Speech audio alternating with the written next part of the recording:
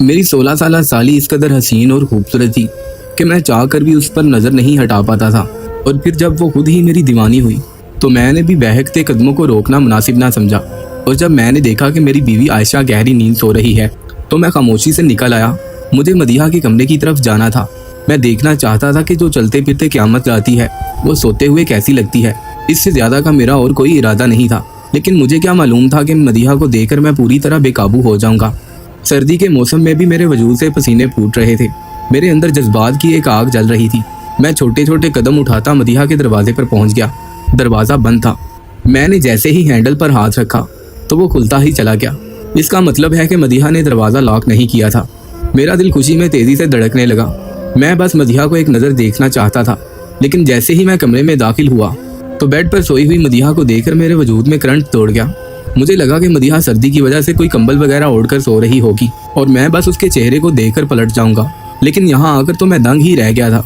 इतनी शदीद सर्दी के बावजूद भी उसने कोई कंबल नहीं ओढ़ रखा था, बल्कि वो जिस तरह के लिबास में थी उसे देखकर ही मैं दंग रह गया था। एक 16 साल लड़की रात को सोते वक्त इस तरह का पहनावा पहन सकती है, ये तो मैंने कभी ख्वाब में भी नहीं सोचा था। मेरी तो बीवी ने कभी मेरे लिए ऐसा पहनावा नहीं पहना था। वो सुर्ख रंग के बहुत ही खूबसूरत से पहनावे में थी, जिसमें से उसका सरापा पूरी तरह से झलक रहा था। वो नींद में भी गजब ला रही थी और मेरे लिए उस पर नज़र हटाना मुश्किल था। मैं जो ये सोचकर यहाँ आया था कि बस कुछ ही देर में लौट जाऊँगा, अपने आप में बेबस हो गया था। ना चाहते हुए भी मैंने कुछ कदम उसकी तरफ बढ़ाए थे और उसके मखमली चेहरे को अपनी उंगलियों से छू लिया था। मेरी इस हरकत पर उसके वजूद में हरकत आई थी और उसने फ़ौरन करवट बदली थी। मेरा सांस सीने में ही अटक गया था। अगर उसकी आंख खुल जाती और वो रात के इस पहर मुझे अपने कमरे में देख लेती तो क्या होता, ये सोचकर ही मुझे खौफ महसूस हुआ था। मैंने जल्दी से पीछे हटना चाहा, लेकिन नींद में ही उसने मेरा हाथ पकड़ लिया और वो भी इतनी कस कर कि मैं उससे अपना हाथ नहीं छुड़वा सका। बेसाख्ता ही मैं उसके करीब हुआ था। रात के इस पहर मदम सी रोशनी में वो मेरे इस कदर करीब थी कि मेरे लिए सांस लेना भी दुश्वार हो रहा था। मैं खुद को उसे दूर करना चाहता था, लेकिन उसकी गिरफ्त में फंसा हुआ था। और फिर जज्बात में बहकते हुए मैंने अचानक ही उसका हाथ पकड़ लिया। मेरी इस हरकत पर उसकी आंखें खुल गई थी। वो मेरे चेहरे को देखकर मुस्कुराई थी और उसकी मुस्कुराहट ने मुझे हैरान कर दिया था। मुझे तो लगा था कि रात की इस पहर अगर वो मुझे अपने कमरे में देखेगी तो हंगामा खड़ा करेगी, लेकिन उस वक्त मेरी हैरत की इंतहा न रही जब उसने खुद अपने बाजुओं को मेरी गर्दन के गिर्द हायल कर दिया। मेरी बेचैनी अरूज पर थी। समझ नहीं आ रहा था कि क्या करूं। मैं कश्मकश का ही शिकार था कि उसने खुद ही मुझे अपने बिस्तर पर जगह दे दी। और फिर उसने अचानक ही ऐसी हरकत की थी कि मैं खुद शर्म से पानी पानी हो गया था। उस रात एक 16 साल लड़की ने तो मेरी ताकत को ख़त्म कर दिया था और पूरे 4 घंटे। मेरी उम्र तकरीबन 40 साल हो चुकी थी, लेकिन मेरी शादी नहीं हुई थी और इसकी वजह मेरी बहनें थी, जिनकी शादियों के लिए मैंने अपनी जवानी कुर्बान कर दी थी। जब वो शादीशुदा हो गई और मेरी शादी का वक्त आया तो उन चारों को मिलकर कोई लड़की पसंद ही नहीं आती थी। हर लड़की में कोई ना कोई नुक्स निकाला जाता और रिश्ता ना तय पाता। धीरे धीरे मेरे सर में चांदी नजर आने लगी थी। हर कोई मुझसे शादी का पूछने लगा। जिस तरह लड़कियां शादी के सवाल पर कतराती हैं, इसी तरह मैं भी अपनी बढ़ती हुई उम्र की वजह से शादी के सवाल से भागने लगता था। हर गुजरते साल के साथ मेरी नफसानी ख्वाहिशात में इजाफा ही होता चला जा रहा था। 40 साल की उम्र का मतलब एक मर्द की आधी से ज़्यादा ज़िंदगी होती है, जो मैंने अपने घर वालों के लिए कुर्बान की थी, और इसके बाद भी मुझे कोई सिला नहीं मिल रहा था। एक दिन मेरी चारों बहनें मेरे घर में जमा हुई। वो किसी लड़की को देखने गई थी और वापस आकर उसमें तरह तरह के नुक्स निकाल रही थी। मैंने अपनी बहनों से कहा कि अगर इसी तरह चलता रहा तो फिर मेरी शादी कभी नहीं हो सकती। ये सुनकर मेरी बहनें नाराज़ हो गई और कहने लगी कि हम तो अच्छी भाभी लाना चाहते हैं, लगता है आपको ही बहुत जल्दी है। उन्होंने कुछ इस अंदाज में मेरा मजाक उड़ाया था कि मेरा दिल टूट गया था। मैंने उनकी खातिर क्या कुछ नहीं किया था, ना सिर्फ अपनी जवानी बल्कि अपनी मेहनत का सारा पैसा उनकी खुशियों पर कुर्बान किया था, और वो लोग मेरी एक खुशी के लिए कुछ भी नहीं करने को तैयार थी। कभी कभी तो मुझे लगता कि जानबूझ के वो मेरी शादी नहीं करवाना चाहती, क्योंकि अब भी मेरी कमाई पर उन चारों का ही हक था। मैं जो भी कमाता अपनी बहनों पर ही लुटाता था, और शायद यही वजह थी कि वो मेरे लिए लड़की नहीं ढूंढ रही थी, सिर्फ वक्त गुजारी कर रही थी ताकि मैं खामोश रहूं। मेरी माँ बीमार थी और बिस्तर पर पड़ी हुई थी।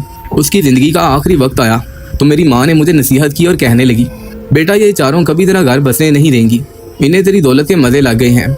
बेहतर ये है कि तू खुद किसी को पसंद करके शादी कर ले और इनको अपनी अज़दवाजी ज़िंदगी से भी दूर रखना, क्योंकि अगर ये तेरे घर आएंगी तो कोई ना कोई फसाद ज़रूर खड़ा करेंगी।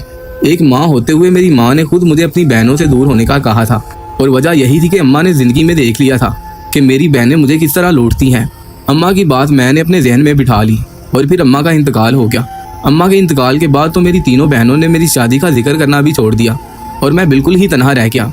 उस वक्त मैंने फैसला किया कि अब मैं अपनी मर्जी से शादी करूंगा और फिर मेरे दोस्त ने मुझे एक लड़की के बारे में बताया जो यतीम थी और अपनी छोटी बहन के साथ तन्हा जिंदगी गुजार रही थी। वो मेरे दोस्त की मोहल्लेदार थी।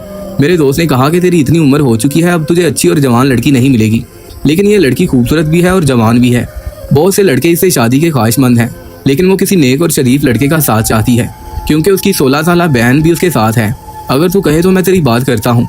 और यूं अपने दोस्त के कहने पर मैंने उस लड़की से एक मुलाकात कर ली। उसका नाम महविश था और उसे देखते ही मैं पूरी तरह उस पर फिदा हो चुका था। वो बहुत ही हसीन थी। उसके माँ बाप इंतकाल कर चुके थे और वो खुद नौकरी करके अपनी और अपनी बहन का गुजारा कर रही थी।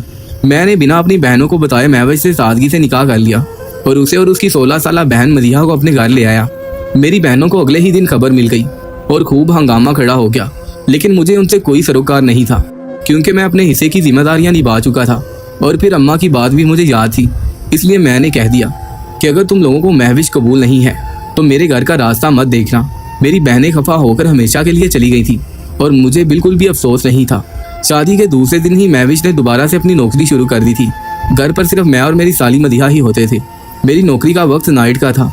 मैं 10 बजे के बाद घर से निकलता था, जबकि महविश सुबह 7 बजे ही घर छोड़ देती थी।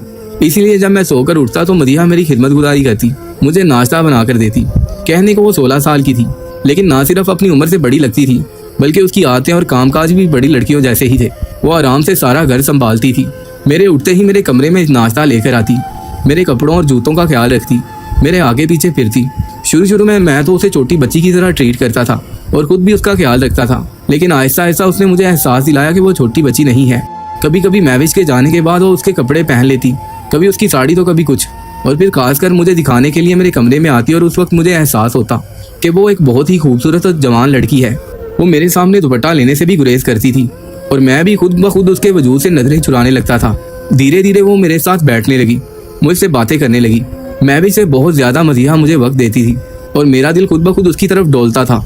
मैं लाख नेक और शरीफ मत सही, लेकिन तन्हाई में जब मुझे नामहरम का साथ मिला तो मेरा दिल खुद ब खुद बेहयाई की तरफ बढ़ने लगा। मेरा दिल चाहता मैं हाथ बढ़ाऊं और उसे छू लूं। और फिर एक दिन मदीहा के कमरे से चीखने चिल्लाने की आवाजें आने लगी। मैं जैसे ही भागा तो देखा वो बिस्तर पर खड़ी हुई थी। मुझे देखते ही वो भागकर नीचे उतरी और मेरे गले से लग गई और फिर रोने लगी। मैंने बड़ी मुश्किल से उसे अपने बाजू में समेटा और पूछा कि क्या हुआ है, तो पता चला कि कमरे में चूहा आ गया था। मुझे इस बात पर बहुत ही हंसी आ रही थी, लेकिन साथ ही मदीहा की कुर्बत मुझे झुलसा रही थी। वो इतनी कसकर मेरे गले लगी थी कि मैं सांस भी नहीं ले पा रहा था। और उस दिन मेरा दिल चाहा कि मैं मदीहा को पूरी तरह हासिल कर लूं, मगर कुछ ही देर में मुझे ख्याल आया कि ये गलत है। महविश मेरी बीवी है और मैंने उससे अपनी मर्जी से शादी की है। महविश सुबह 7 बजे नौकरी के लिए निकलती तो शाम 5 बजे घर आती। उस वक्त मैं दफ्तर में होता, क्योंकि मेरा ड्यूटी टाइम बदलता रहता था। मैं जब काम से लौटता तो महविश तब तक खाना खाकर आराम कर रही होती। कुछ देर हम एक साथ गुजारते और फिर वो गहरी नींद सो जाती। मैं चाहता था कि महविश नौकरी छोड़ दे और घर बार संभाले, लेकिन उसका कहना था कि मदीहा उसकी जिम्मेदारी है और जब तक मदीहा की शादी नहीं हो जाती वो नौकरी करती रहेगी, ताकि मदीहा को अपनी कमाई से रुखसत कर सके। मदीहा के मामले में वो मेरा एहसान नहीं लेना चाहती थी और अपनी बीवी की खुददारी मुझे बहुत अच्छी लगी थी। मैं उसकी अना को ठेस नहीं पहुंचाना चाहता था, इसलिए मैंने दोबारा कभी उससे नौकरी छोड़ने की बात नहीं की थी। और सच तो ये था कि उसकी गैर मौजूदगी में मदीहा के साथ वक्त गुजारना मुझे अच्छा लगने लगा था।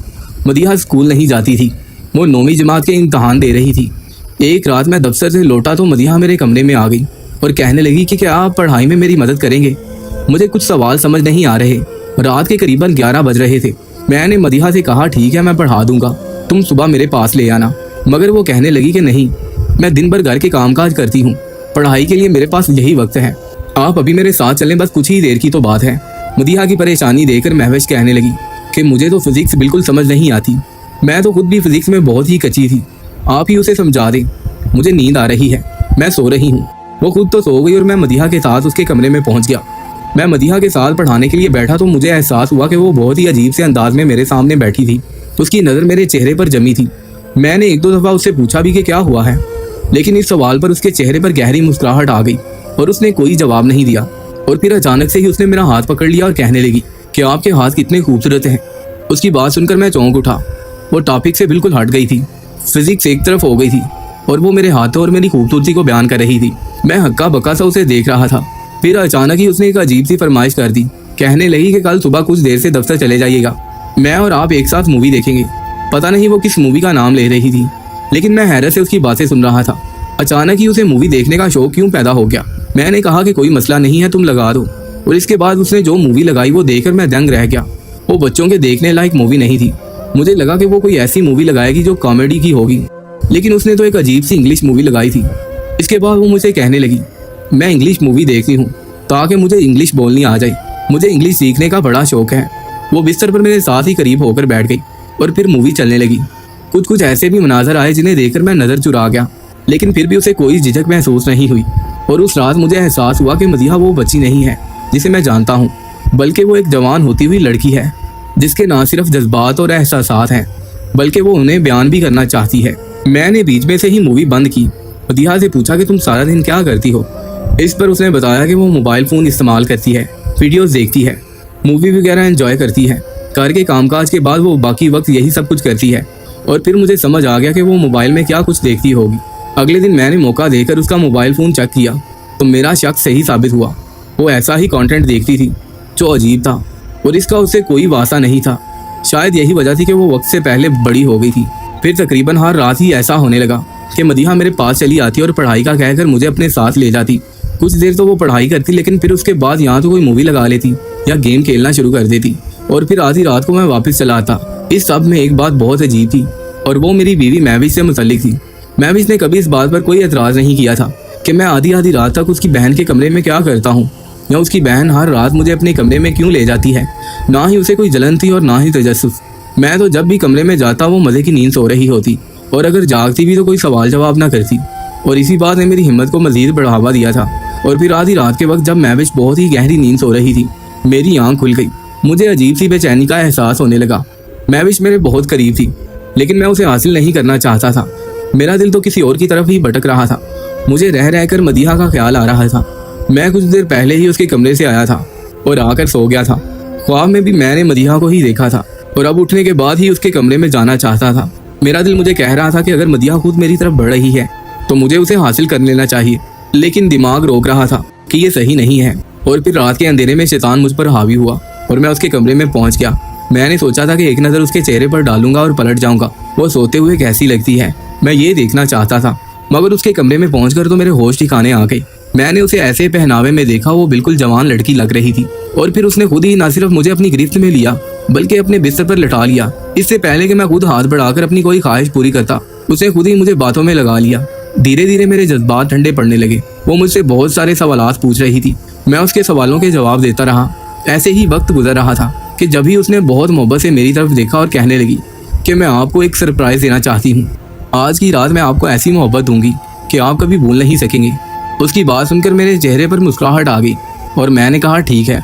और फिर वो एकदम ही कमरे से निकल गई। मैं उसका इंतज़ार करने लगा और जब कुछ देर बाद वो लौटी तो उसकी आंखों में आंसू थे, चेहरे पर जगह जगह जख्मों के निशान थे और वो रो रही थी। मैं फ़ौरन उठ बैठा। इससे पहले कि मैं पूछता कि मदीहा तुम्हें क्या हुआ है, उसके पीछे से मुझे महविश का चेहरा नजर आया।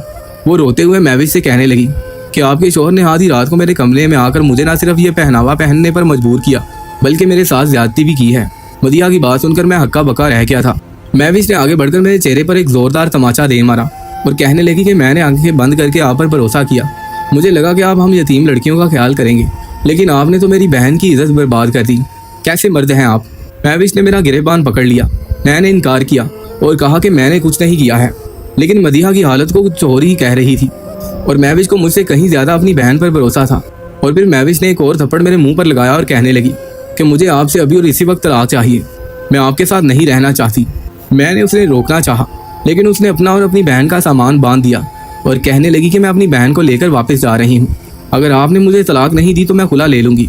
और महविश मदीहा का हाथ पकड़कर आधी रात को ही घर छोड़कर चली गई। मैं उसे पुकारता ही रह गया, लेकिन वो ना रुकी। अगले दिन मैं उसके घर भी गया, लेकिन उसने दरवाज़ा न खोला और कहने लगी कि मैं चीख चीख कर सारे मोहल्ले को जमा कर लूँगी। अगर आपको अपनी इज्जत अजीज़ है तो वापस लौट जाएं, हमारी इज्जत तो आप बर्बाद कर ही चुके हैं। और फिर उसने अपनी बात पूरी की और एक महीने बाद मुझे खुला का नोटिस मिल गया। मुझे तो समझ ही नहीं आया था कि मेरे साथ हुआ क्या है। मदीहा ने खुद मेरी तरफ कदम बढ़ाए थे, उसने खुद मुझे अपने कमरे में रोका था, वो खुद मेरे साथ मोहब्बत की बातें कर रही थी। फिर अचानक ही उसने ये हरकत क्यों की थी, मेरे तो वहमो गुमान में भी नहीं था कि वो महविश को उठाकर लाएगी। मैं बुरी तरह टूट चुका था, समझ नहीं आ रहा था कि क्या, कैसे और क्यों। और इसी तरह 3 महीने और गुजर गए और फिर एक रोज़ मुझे एक ऐसी बात पता चली जिसे सुनकर मेरे होश उड़ गए। मेरा वही दोस्त जिसने मेरी और महविश की शादी करवाई थी, वो मेरे पास आया था। उसने आकर मुझसे माफ़ी मांगी और कहने लगा मुझे मालूम नहीं था कि मदीहा तुम्हारे साथ भी यही हरकत करेगी। दरअसल मदीहा नहीं चाहती थी कि उसकी बड़ी बहन की शादी हो और वो किसी और के साथ मसरूफ हो जाए। माँ बाप के बाद मदीहा के लिए महविश ही सब कुछ थी और वो महविश को किसी के साथ भी बांटना नहीं चाहती थी। महविश बहुत अच्छी और नेक लड़की है। उसकी पहले भी 3 मंगनियाँ टूटी हैं, लेकिन मुझे नहीं मालूम था कि वो मंगनियाँ क्यों टूटी हैं। लेकिन कुछ दिनों पहले मुझे पता चला कि महविश के हर रिश्ते टूटने के पीछे उसकी बहन का हाथ है। वो या तो अपनी बहन को बुरा कहकर उसकी मंगनी तोड़वा देती या फिर खुद अपने होने वाले बहनोई के साथ कोई ना कोई उल्टी सीधी हरकत करती और महविश का रिश्ता खत्म हो जाता। इस बार मेरे जोर जबरदस्ती करने पर महविश ने सीधे निकाह किया और तुम्हारे साथ यहाँ चली आई और मदीहा से यही बात बर्दाश्त नहीं हुई, इसलिए उसने पहले तुम्हें अपने जाल में फंसाया और फिर महविश के सामने तुम्हें बदकिरदार साबित कर दिया। वो अपने मकसद में कामयाब रही। मदीहा की वजह से महविश की शादीशुदा जिंदगी एक दफा फिर खराब हो चुकी है। मेरा दोस्त मेरे आगे शर्मिंदा था क्योंकि मेरा घर टूट चुका था, लेकिन इसमें उसकी कोई गलती नहीं थी। ये सब सुनकर मैं खुद न सिर्फ हक्का बक्का रह गया था बल्कि मुझे बहुत अफसोस भी हुआ था, क्योंकि महविश वाकई ही एक अच्छी लड़की थी। लेकिन जो कुछ मेरे साथ हुआ था इसमें मैं भी बराबर का कसूरवार था। अगर मैं मदीहा की तरफ नजर उठाकर ना देखता, आधी रात को उसके कमरे में ना जाता, तो शायद कभी वो अपने मकसद को पूरा ना कर पाती। आज महविश और मदीहा को मेरी जिंदगी से निकले कई महीने होने वाले हैं, लेकिन फिर भी मैं महविश को याद करता हूँ तो मेरी आंखें नम हो जाती हैं। जितना अरसा उसने मेरे साथ गुजारा वो मेरे साथ बहुत मुखलिस रही। उसने कभी कोई ऐसी बात नहीं की जिसने मेरी दिलादारी की हो। वो तो अपनी बहन का भी भला ही चाहती थी, लेकिन उसकी बहन ने उसकी पीठ में खंजर घोंप दिया। लेकिन किसी हद तक इसमें गलती मेरी भी थी, क्योंकि मैं भी अपनी जवान जहान बीवी को छोड़कर 16 साल साली के हुस्न पर मर बैठा था। उसने तो अभी मुझे हल्का सा दिखलावा ही दिया था। ये तो अच्छा हुआ कि मैंने उससे कोई गलत ताल्लुक कायम नहीं किया, नहीं तो मामलात कहीं दूर चले जाते।